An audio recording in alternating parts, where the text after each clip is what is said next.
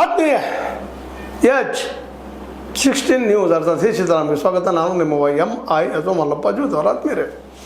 CJP cockroach Janata party ಏನು ಹೊಸ ಒಂದು ಇತಿಹಾಸ ಬರಲಿಕ್ಕೆ ಹೊರಟಿದನ ಅಂತ.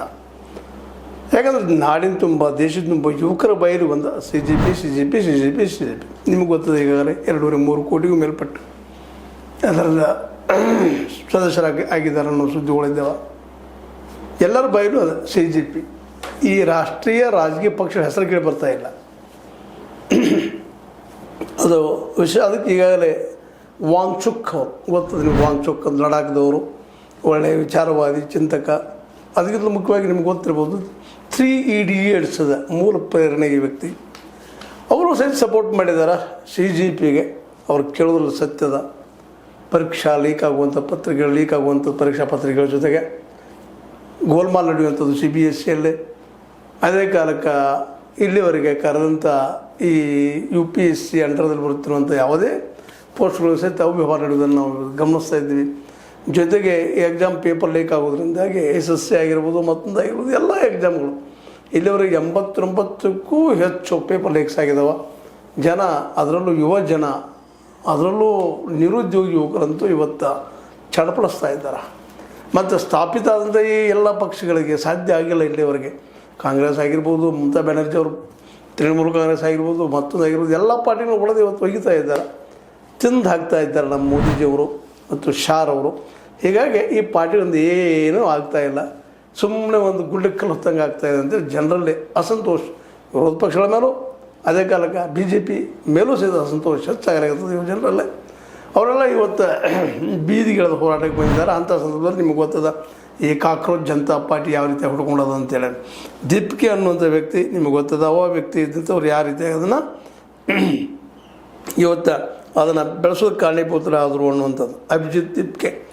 ಇವತ್ತು ಅವ್ರು ಕೇಳೋದು ಒಂದು ಬೇಡಿಕೆ, ಮೊದಲ ಆ ಶಿಕ್ಷಣ ಮಿನಿಸ್ಟ್ರನ್ನು ನೀವು ಕಿತ್ತಾಕಬೇಕು, ಅಷ್ಟೆಲ್ಲ ಜೈಲಿಗೂ ಹಾಕಬೇಕು ಅವರನ್ನು ಅನ್ನುವಷ್ಟು ಮಟ್ಟಿಗೆ. ಯಾಕಂದ್ರೆ ಈ ಕಂಪ್ನಿಗಳಿಗೆ ಯಾವ ವ್ಯವಹಾರ ಮಾಡಿಕೊಂಡು ಅನೇಕ ಮಕ್ಕಳ ಜೀವನಕ್ಕೆ, ಅದರಲ್ಲೂ ನೀಟ್ ಎಕ್ಸಾಮ್ ಎಲ್ಲರಿಗೂ ಭಾಳ ಮಹತ್ವದಂಥ ವಿದ್ಯಾರ್ಥಿಗಳಿಗೆ.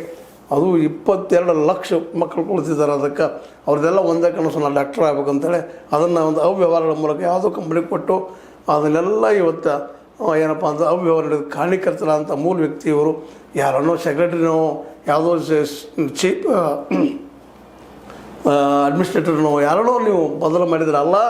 ನೀವು ಮೊದಲ ಅವ್ರು ಹೊರಗಾಗಬೇಕು, ಜೈಲಿಗೂ ಕಟ್ಟಬೇಕು. ಅವರೇ ಮೂರು ಕಾರ್ಯಕರ್ತರು ಅಂತೇಳಿ ಇವತ್ತು ಧರ್ಮೇಂದ್ರ ಪ್ರಧಾನ್ ರಜಾನಿಗೆ ಬಂದಿರ್ತಾರೆ. ಬರ್ತಾ ಇದ್ದಾರೆ ನಾಳೆ 6ನೇ ತಾರೀಕಿಗೆ ಬಂತದು.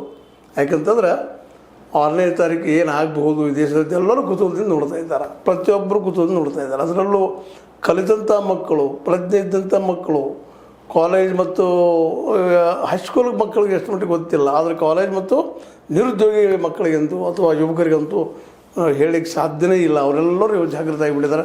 ಎಲ್ಲರೂ ಮೊಬೈಲ್ದಲ್ಲಿ ಅದಕ್ಕೆ ಮೆಂಬರ್ ಆಗುವಂಥದ್ದು ಏನು ಈ ಕಾಕ್ರೋಚ್ ಅಂತ ಪಾರ್ಟಿಗೆ, CJPಗೆ. ಇದರಿಂದಾಗಿ ಹೊಸದಾದಂಥ ರಾಜಕೀಯ ಹುಟ್ಟಾಗ್ಬೋದಾ ಇದು? ಯಾಕಂದರೆ ಈ ವ್ಯವಸ್ಥೆ ಇವತ್ತು ಗಬ್ಬೆದ್ದು ಹೋಗಿಬಿಟ್ಟದ. ಯಾವ ಕಾಂಗ್ರೆಸ್ ಬರಲಿ, BJP ಬರಲಿ, ಇವರಲ್ಲಿ ಯಾವ ಬದಲಾವಣೆಯೂ ಇಲ್ಲ. ಒಬ್ಬರು ಬಿಟ್ಟು ಒಬ್ಬರು ಇವ್ರು ಬಿಟ್ಟು ಇವ್ರು ಯಾರು ಒಂದಂಗಾಗಿದೆ ಪರಿಸ್ಥಿತಿ. ವ್ಯವಸ್ಥೆನ ಬದಲಾಯಿಸುವಂಥ ಶಕ್ತಿ ಇವತ್ತು BJP ಅಂತೂ ಇಲ್ಲವೇ ಇಲ್ಲ. ಕಾಂಗ್ರೆಸ್ಗೂ ಅದಿಲ್ಲ. ಮಮತಾ ಬ್ಯಾನರ್ಜಿಯವರು ಇಲ್ಲ. ಅವರು ನೋಡ್ರಿ ಎಂಥ ಅವಕಾಶ ಸಿಕ್ಕಿತ್ತು ಅವ್ರಿಗೆ. 15 ವರ್ಷ ತನಕ ಒಂದು ಮಹಾನ್ ಸಾಧನೆ ಮಾಡಿ ತೋರಿಸುವಂಥದ್ದು, ಇಡೀ ದೇಶಕ್ಕೆ ಮಾದರಿ ಆಗುವಂಥದ್ದು. ಬರೀ ಅಲ್ಲಿ ಅವರು ಗುಂಡಾಯಿಸಮ್ ಬೆಳೆಸಿದರು. ಪಾರ್ಟಿ ಕಾರ್ಯಕರ್ತರು ಅಂತ ತಿಳ್ಕೊಂಡು ಅವರಲ್ಲೇ ಹುಂಬತನ ಕಲಿಸಿ ಕಮ್ಯುನಿಸ್ಟರ್ ಜೊತೆ ಬಡದಾಡಿ ಕೊನೆಗೆ ಅದೇ ರೀತಿ ಬಡದಾಟ ಮಾಡೋದು ಬಂದು BJP ಜೊತೆ ಅದನ್ನೇ ಮಾಡಿದರು. ಕಡೆಗೆ ಜನ ಪಾಪ BJPಗೆ ನಮಗೆ ಏನು ಸಿಗ್ಬೋದು, ನಾಳೆ ಏನು ಉದ್ಯೋಗಗಳು ಬಂದ್ರೆ ಅವರು ಈಗ ಜಗಳ ಶುರು ಮಾಡಿದ್ದಾರೆ. ಪಾರ್ಟಿ ಹೊಡಿಲಿಕ್ಕೆ ಶುರು ಮಾಡಿಬಿಟ್ಟಿದ್ದಾರೆ. ಹೆಂಗೆ ಮಾಡಿಬಿಟ್ಟು ಖುಲ್ಲಾ ಮಾಡಿಬಿಡೋದು ಪಾರ್ಟಿ ಅದನ್ನು, ಯಾವುದು ತೃಣಮೂಲ ಕಾಂಗ್ರೆಸ್ಸನ್ನು. ಈ ರೀತಿ ಎಲ್ಲ ಪಕ್ಷಗಳು ಇವತ್ತು ಕೇವಲ ತಮ್ಮ ಅಧಿಕಾರಕ್ಕಾಗಿ ಸ್ವಾರ್ಥಕ್ಕಾಗಿ ಬಿಡದಾಡ್ತಾ ಇದ್ದಾರೆ. ಅದಕ್ಕೆ ಹೊಸ ರಾಜಕೀಯ ವ್ಯವಸ್ಥೆ ಬರಬೇಕಾದ್ರೆ CJP ಅನ್ನುವಂಥದ್ದು ಯಾವ ಕ್ಷಣದಲ್ಲಿ ಯಾವ ಗಳಿಗೆಯಲ್ಲಿ ಅಂದರೂ ನಮ್ಮ chief justice of India Suryakant ಅವರು ಇವರಿಗೆಲ್ಲ ಜೈಲಳೆಯೋ ಮತ್ತೇನು ಕ್ಲಾರಿಫಿಕೇಶನ್ ಕೊಟ್ಟರೆ ಆಮದು ಬೇರೆ. ಆದರೆ ಅಷ್ಟರೊಳಗೆ ಭಾಳ ದೂರ ಬಂದುಬಿಟ್ಟಿತ್ತು. ಇಂಥದ್ದನ್ನು ಸದುಪಯೋಗ ಮಾಡ್ಕೊಳ್ಳೋಂಥ ಯುವಕರು ಇವತ್ತು ದೊಡ್ಡ ಮೂಮೆಂಟ್ ಮಾಡ್ತಾ ಇದ್ದಾರೆ. ಆ ಮೂಮೆಂಟಿಗೆ ಏನಾಗ್ಬೋದು, ಈವನ್ ಆಮ್ ಆದ್ಮಿ ಆಗಿರ್ಬೋದು, ಆಮ್ ಆದ್ಮಿ ಪಕ್ಷ ಜೊತೆ ಗುರುತಿಸ್ಕೊಂಡವ್ರು ಇವರು ಅಭಿಜಿತ್ ದೀಪಿಕೆ ಸಂಸ್ಥಾಪಕರು. ಈಗ ಅಮೆರಿಕದಲ್ಲಿದ್ದಾರೆ, ಅಮೆರಿಕದಲ್ಲಿ ಬರ್ತಾ ಇದ್ದಾರೆ 6ನೇ ತಾರೀಕಿಗೆ. ಹೀಗಾಗಿ ಅವ್ರದ್ದೇ ಇವತ್ತು ಎಲ್ಲ ಕಡೆ ಹವಾ.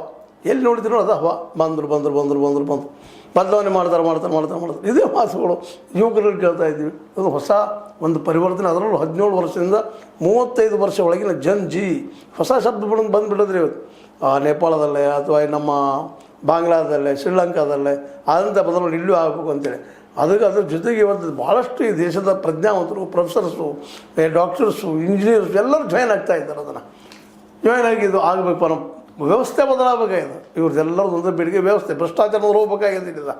ಆ ದುಡ್ಡಿನ ಆಶೆಗಾಗಿ ಇವತ್ತು ಧರ್ಮೇಂದ್ರ ಪ್ರಧಾನ್ ಅಂತರು ಅವರು ಯಾರೂ ಇರಲಿ, BJP ಇರಲಿ, ಕಾಂಗ್ರೆಸ್ ಇರಲಿ, ಯಾವ ಜನತಾ ಪಕ್ಷ ಇರಲಿ, ಜನತಾದಳ ಇರಲಿ, JDS ಇರಲಿ, JDU ಇರಲಿ, ಯಾವ ಪಕ್ಷದವ್ರು ಎಲ್ಲ ನಾವು ಹೀಗಾಗಿ ಇವತ್ತು ಯಾವ ಪಕ್ಷ ಬೇಡಪ್ಪ ನಮ್ಮ ಇದು ಕಾಕ್ರೋಚ್ ಜನತಾ ಪಾರ್ಟಿ ನಮ್ಮದು ಅನ್ನುವಂಥ ಎಲ್ಲರಲ್ಲೂ ಆಸಕ್ತಿ ಹುಟ್ಟಿದ್ರಿಂದ ಇಡೀ ದೇಶ ತುಂಬ ಎಲ್ಲ ಬರೀ ಚರ್ಚೆ ನಡೀತಾ ಇದೆ. ಅದರಲ್ಲೂ ಅವರು ಒಂದು ಈಗ ಸಂಘಟನೆ ಮಾಡ್ಕೊಂಡಿದ್ದಾರೆ.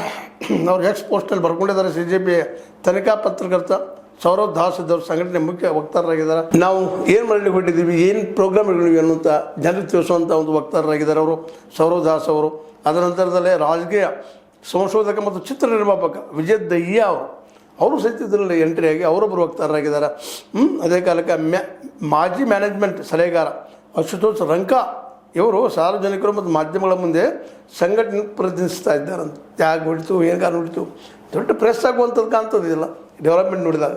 ಮತ್ತು ಇಡೀ ದೇಶದ ಎಲ್ಲ ಯುವಕರು ಎಲ್ಲರ ಎತ್ತಪ್ಪ ಅಂತಂದ್ರೆ ಅದು ಈ ಒಂದು ದಿಲ್ಲಿ ಮೇಲೆ, ಅದರಲ್ಲೂ ದಿಲ್ಲಿಯ ಅವೇನು ಮೈದಾನ ರಾಮಲೀಲಾ ಮೈದಾನ ಆಗಿರ್ಬೋದು, ಇನ್ನೊಂದು ಜಂತ್ರ ಮಂತ್ರ ಆಗಿರ್ಬೋದು, ಅಲ್ಲಿ ಯಾವುದ್ರಲ್ಲಿ ಎಲ್ಲಿ ಕೊಡ್ತಾರೆ ಪರ್ಮಿಷನ್ ನೋಡ್ಬೇಕು.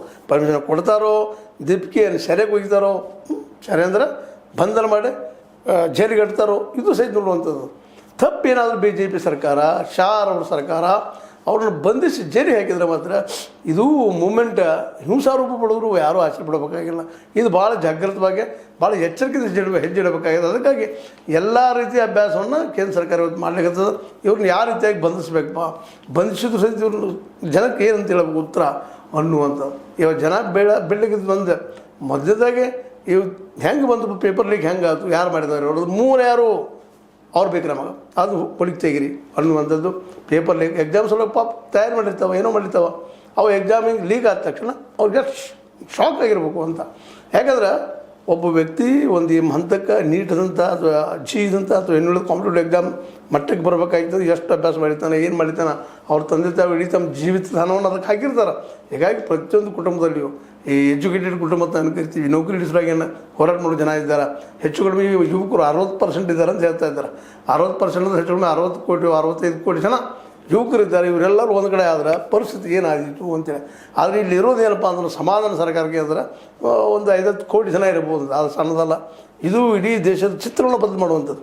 ನಾವು ನೆನಪಿಡಬೇಕಾಗಿದ್ದು ನಮಗೆ ಸ್ವತಂತ್ರ ಸಿಕ್ಕಿದ್ದು ಈ ಮಧ್ಯಮ ವರ್ಗದ ಯುವಕರಿಂದ, ವಿದ್ಯಾರ್ಥಿಗಳಿಂದ ಅನ್ನೋದು ಸಹಿತ ನಾವು ಮರಿಬಾರ್ದಾಗ್ಯದ.